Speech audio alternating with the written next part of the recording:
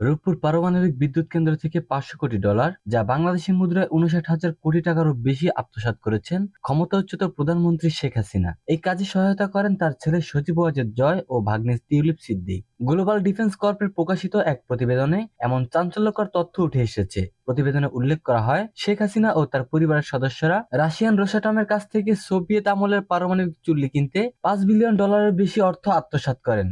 বিদ্যুৎ কেন্দ্রটির নির্মাণ ব্যয় $12.65 বিলিয়ন।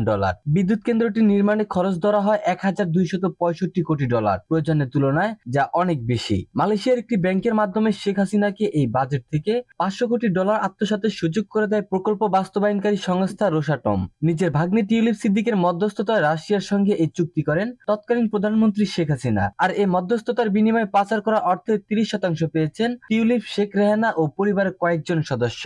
2009 সালে প্রচ্ছায়া লিমিটেড নামে একটি ভুয়া কোম্পানি চালু করেন টিউলিপ সিদ্দিক। 2013 সালে রাশিয়ার প্রেসিডেন্ট ভ্লাদিমির পুতিনের সঙ্গে শেখ হাসিনার সাক্ষাতের সময় সঙ্গী ছিলেন টিউলিপ সিদ্দিক।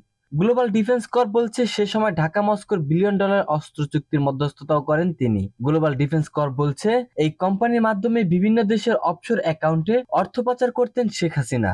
তাদের এই কোম্পানিটি ডেস্টিনিটি গ্রুপ নামে একটি চিটিং ফান্ড কোম্পানির সঙ্গে যুক্ত হয়ে যুক্তরাজ্য সহ বিভিন্ন দেশে প্রায় $900 মিলিয়ন পাচার করেছে।